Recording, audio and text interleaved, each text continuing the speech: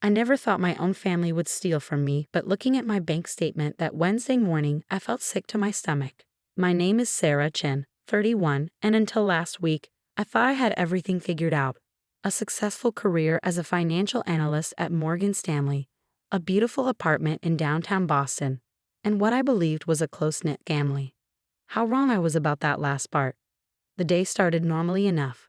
I was reviewing quarterly reports in my office when my phone buzzed. An automated alert from my bank about unusual activity. At first, I assumed it was a mistake. Then I saw the numbers. $47,000 in transfers over the past week, all to accounts I didn't recognize. My hands shaking, I called the bank's fraud department. Ms. Chen, these transfers were authorized using your online banking credentials, the representative explained. The IP address matches your home network. That's when it hit me, last week's family dinner at my place. Mom had asked to use my laptop to check her email while I was cooking. I'd given her my password without thinking twice. She was my mother after all. The memory of that evening came flooding back. Mom, Dad, my younger sister Emma, and my brother Jake all gathered around my dining table. They'd been acting strange, exchanging looks, whispering among themselves. I'd been too busy serving dinner to notice. We need to discuss something important, Dad had said after dessert. The family's financial situation. I should have seen the red flags. The way they'd insisted on coming to my place instead of meeting at their house. How they'd arranged for all the siblings to be present, unusual for a regular family dinner. Emma's daycare business is struggling, Mom explained. Jake's startup needs capital. Your father and I, well, retirement isn't what we planned. I remember taking a sip of wine, waiting for the other shoe to drop. It didn't take long. We've been thinking, Emma said, leaning forward. You're the only one of us who's really made it, Sarah. Single, successful, no kids to support. What exactly are you suggesting? I'd asked, although deep down, I already knew. We took a vote, Dad announced proudly, like he was sharing great news. As a family, we decided you should help support everyone. You make more than all of us combined. I nearly choked on my wine. You took a vote about my money. Don't be selfish, honey, Mom chided. Family helps family. We're not asking for much, just enough to keep everyone comfortable. I looked around the table at their expectant faces. My sister, who'd refused to get a real job after her daycare failed, insisting she was meant to be an entrepreneur. My brother, whose string of failed startups hadn't stopped him from buying a luxury car. My parents, who'd remortgaged their house to fund Jake's latest venture. I need time to think about this, I'd said finally, trying to keep my voice steady. They'd seemed disappointed but nodded, gathering their things to leave. Now, staring at my bank statement, I understood why they'd accepted my non-answer so easily. They'd already helped themselves to my money. My hands trembling with rage, I pulled out my phone and dialed Mom's number. She answered on the second ring, her voice cheerful. Sarah, sweetie, I was just thinking about you. Cut the act, Mom, I interrupted. The bank just called about $47,000 in unauthorized transfers from my account. Want to explain? There was a pause, then her voice turned defensive. We voted on this, Sarah. You're the only one who can afford to help the family. We knew you'd say no if we asked directly. You've always been so selfish with your money. I couldn't believe what I was hearing. Selfish. I paid for Jake's coding boot camp last year. I covered Emma's rent for 6 months when her business was struggling. I helped with Dad's medical bills. That's different, Mom insisted. Those were one-time things. The family needs ongoing support, and you're the logical choice. Single, no kids, that big salary. So you decided to steal from me? My voice was shaking now, but not from fear, from fury. Don't be dramatic, honey. We're family, it's not stealing. Besides, we left you plenty. It's not like we emptied your account. I closed my eyes, counting to 10 before responding. Mom, what you did is fraud. It's a crime. I want the money returned by the end of the day, or I'm going to the police. Mom's voice turned cold. You wouldn't dare. We're your family. Try me. I hung up before she could respond. Opening my desk drawer, I pulled out a small digital recorder, a habit I developed after years of working in finance where documentation was everything. Last week's dinner conversation was saved on it, including their admission of planning to access my accounts. My phone started buzzing with texts. Emma, stop being dramatic. You don't even need all that money. Jake, you're really going to put Mom and Dad through this? Dad, your mother is crying. I hope you're happy. I blocked their numbers one by one, my hands steady now. Opening my laptop, I began documenting everything: the unauthorized transfers, screenshots of the bank alerts, timestamps of the conversations. Last week's dinner recording would be the final nail in the coffin.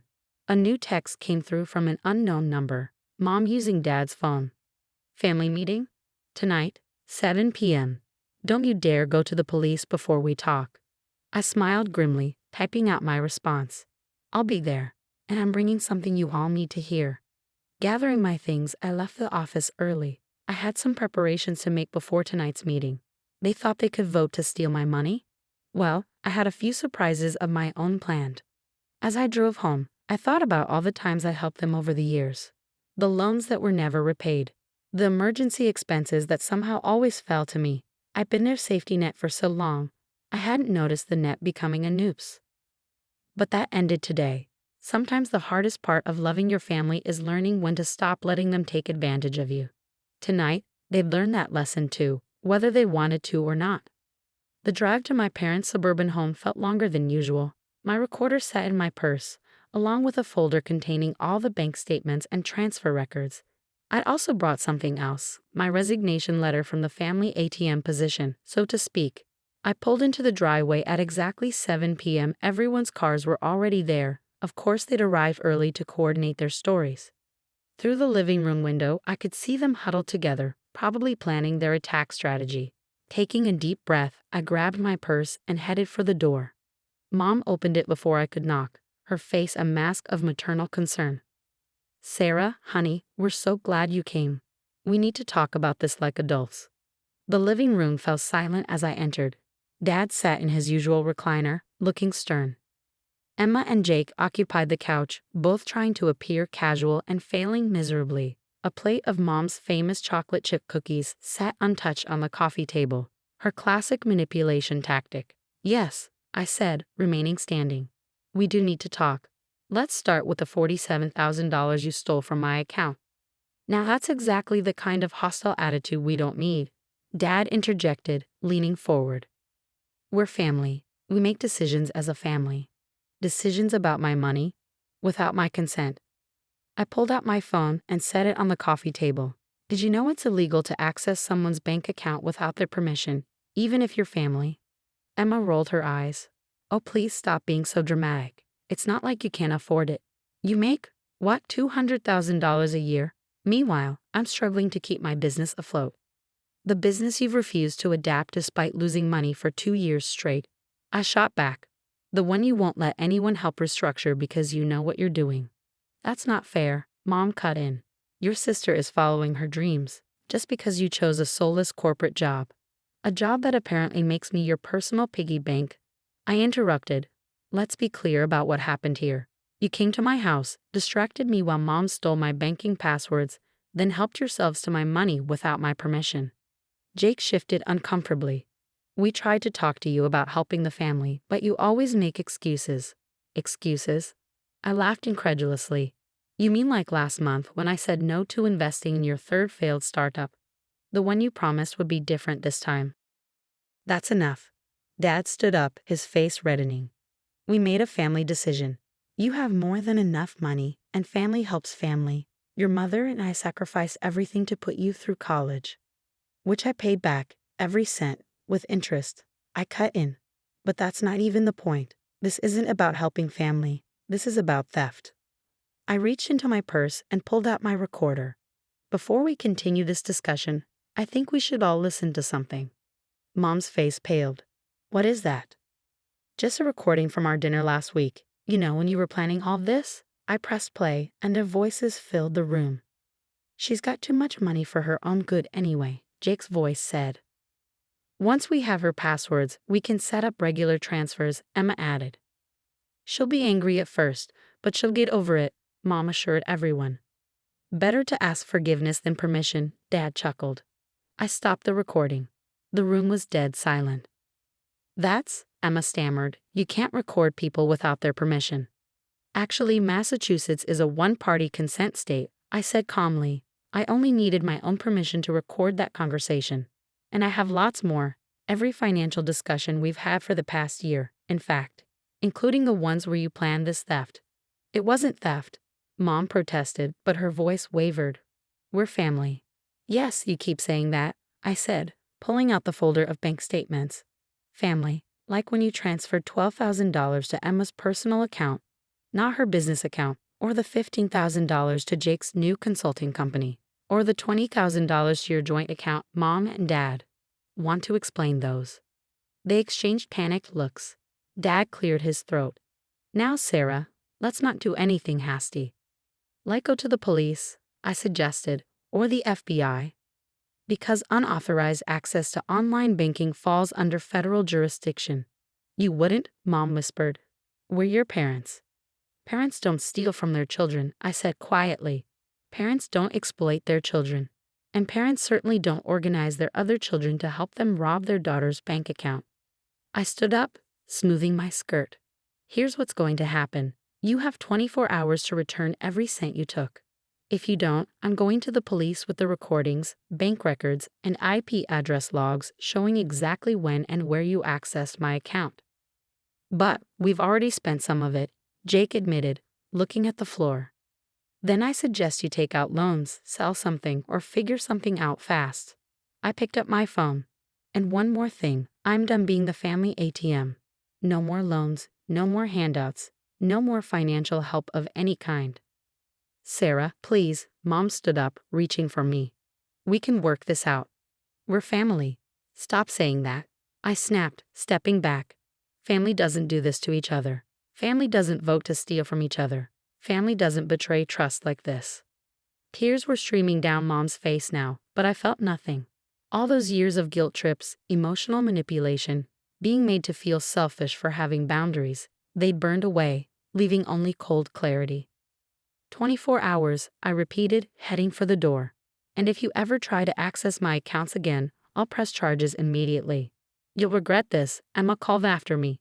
When you need your family, I turned back one last time. I already regret trusting you all as long as I did. Don't contact me unless it's about returning my money. The drive home was a blur. My phone kept buzzing with texts and calls. But I ignored them all. I'd said everything I needed to say. Now it was their turn to face the consequences of their actions. As I walked into my apartment, I felt lighter somehow. Setting my purse down, I poured myself a glass of wine and stepped out onto my balcony. The city lights twinkled below, and for the first time in years, I felt truly free. Sometimes the hardest choices are the healthiest ones.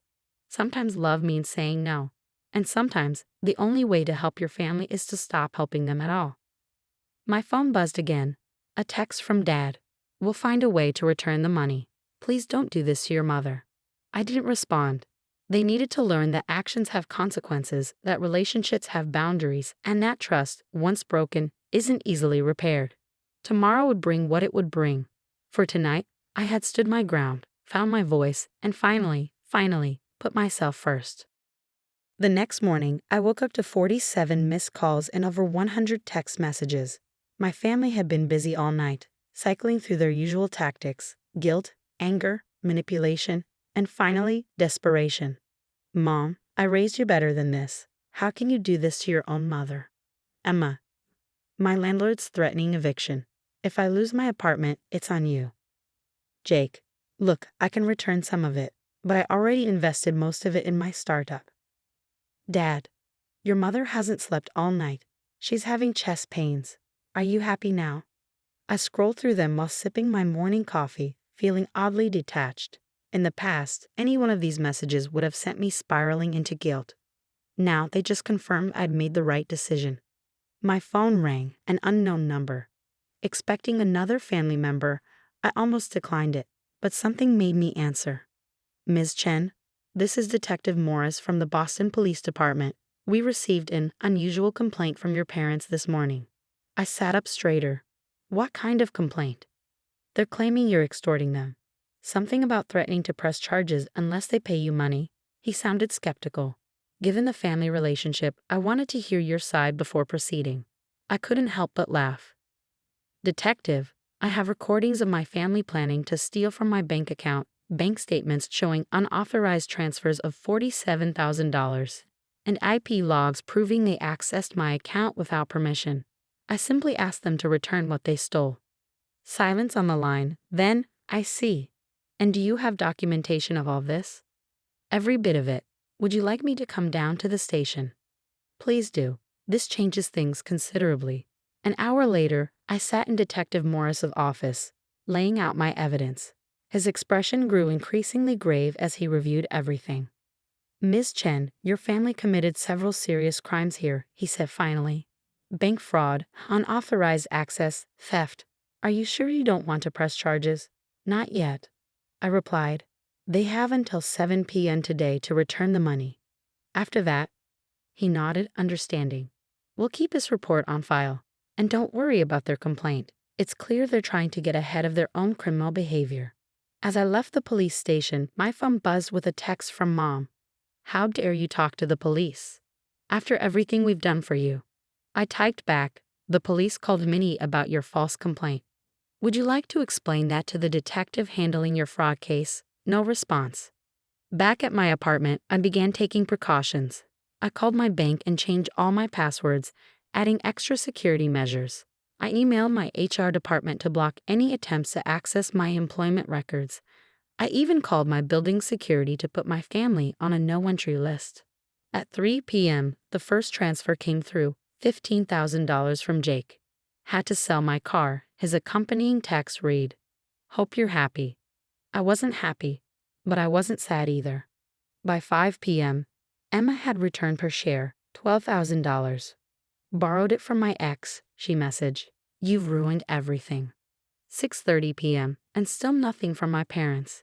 Their $20,000 was the largest chunk, and the deadline was approaching. My finger hovered over Detective Morris's number. At 6:57 p.m., the final transfer appeared in my account. No message from my parents, just the money, returned with exactly 3 minutes to spare.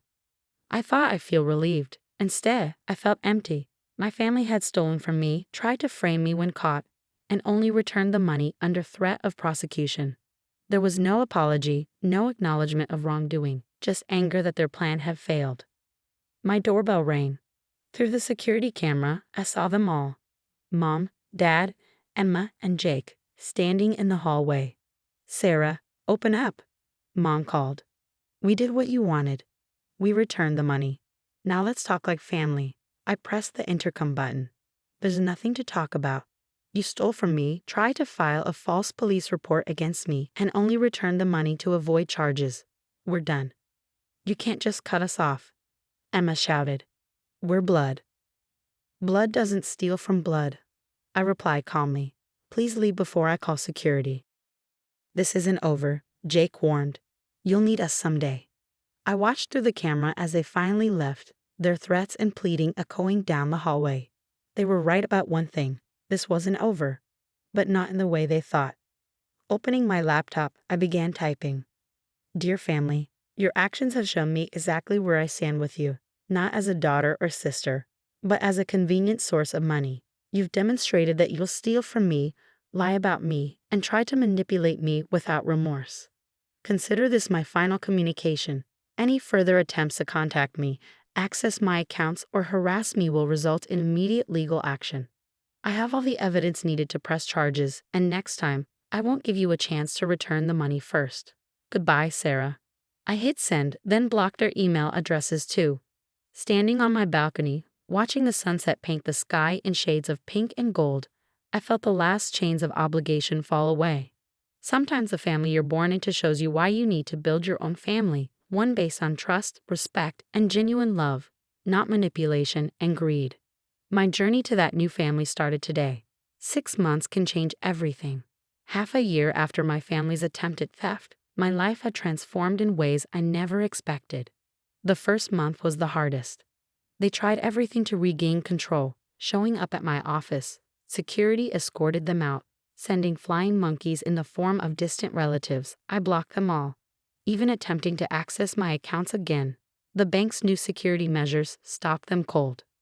But the most surprising change wasn't in their behavior, it was in mine. Without the constant drain of family obligations, I discovered who I really was.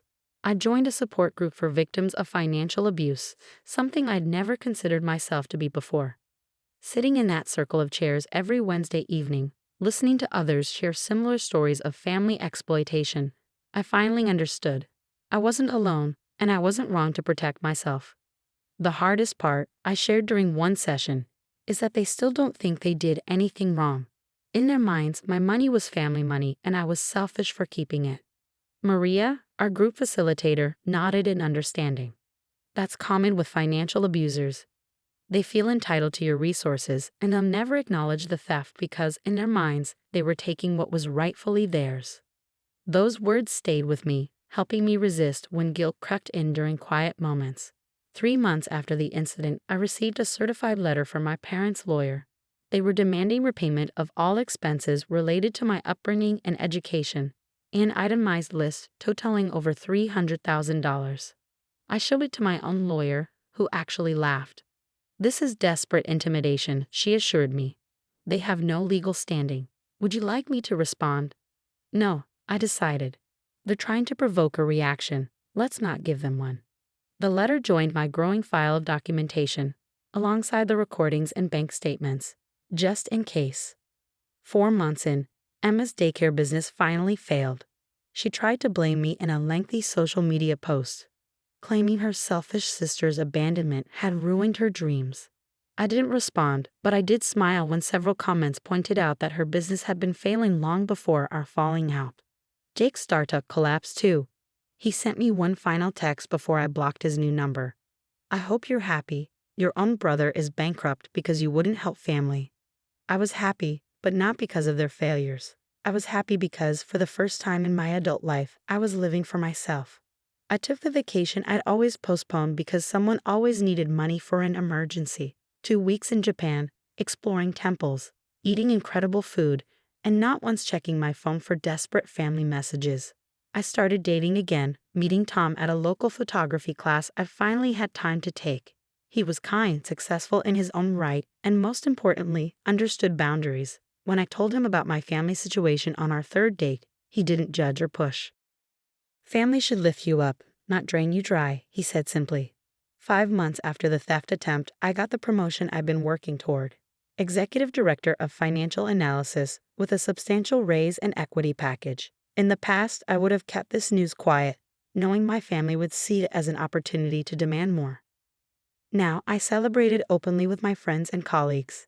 That same week, I received another letter, this one handwritten from Mom. "Dear Sarah, your father had a minor heart attack last week. The doctors say stress was a factor. I hope you're satisfied with what your selfishness has done to this family. If you have any love left in your heart, please help with the medical bills. Love, Mom." I checked Dad's Facebook profile. There were recent posts about his golf game and photos from a family barbecue. No hospital visits, no health scares. Another manipulation attempt as transparent as glass. Yesterday marked exactly 6 months since that fateful morning when my bank called about unauthorized transfers. I sat on my balcony, sipping coffee and watching the sunrise, reflecting on everything that had changed. My phone buzzed, a text from Maria, our support group facilitator. 6 months is a big milestone. Proud of you for staying strong. I smiled, typing back, "Thank you for everything." Later that evening, Tom and I were cooking dinner in my apartment when my doorman called up. "Ms. Chen, your parents and siblings are in the lobby. They're quite insistent about seeing you." I glanced at Tom, who squeezed my hand supportively. "It's your call," he said quietly. Taking a deep breath, I pressed the intercom. "Please tell them that my position hasn't changed. They need to leave, or you'll call the police." "Of course, Ms. Chen." Tom and I continued cooking, making homemade pasta while jazz played softly in the background. No drama, no guilt, no manipulation. Just peace. My phone lit up with a final text from an unknown number. Mom using yet another new phone. "We're your family. You can't ignore us forever. One day you'll be alone and regret this." I showed the message to Tom, who raised an eyebrow. "Are you okay?" "Actually, yes," I replied, blocking the number. "I'm not alone. I have real family now, the kind you choose, the kind that respects boundaries and celebrates your success instead of trying to exploit it." I glanced around my peaceful apartment, at the life I'd built for myself, at the man who supported my decisions without trying to control them. This was what family should feel like. Later that night, I added one final entry to my journal. 6 months ago, my family took a vote about my money. They decided I should support them all. And when I refused, they tried to take what they wanted anyway. They thought they were voting on my financial future, but really, they were voting themselves out of my life. Sometimes the greatest gift you can give yourself is the courage to let go of toxic family. Sometimes the hardest choice is the healthiest one. And sometimes, when you finally break free from those who would drain you dry, you find something better. Peace, self-respect, and the chance to build a new kind of family, one based on love, not obligation, support, not exploitation, respect, not manipulation. They were right about one thing: I won't be able to ignore them forever. But that's because I won't need to. Each day that passes, they have less and less power over me. Their guilt trips fall flat, their manipulation attempts seem transparent, and their demands feel increasingly absurd. I didn't just protect my bank account that day. I protected my future, my peace of mind, and my right to live life on my own terms. And that's worth more than all the money they tried to steal. I closed my journal and joined Tom on the balcony. The city lights twinkled below, 1,000 stars reflecting the brightness of my new beginning. Some might call it a sad ending, the daughter who cut off her family over money. But I know better. This isn't an ending at all. It's a beginning, the start of a life lived authentically, bounded by healthy limits, and rich in the truest sense of the word. After all, some things are worth more than money: self-respect, peace of mind, the ability to trust. And sometimes, to keep those precious things, you have to be willing to let go of everything else, even family.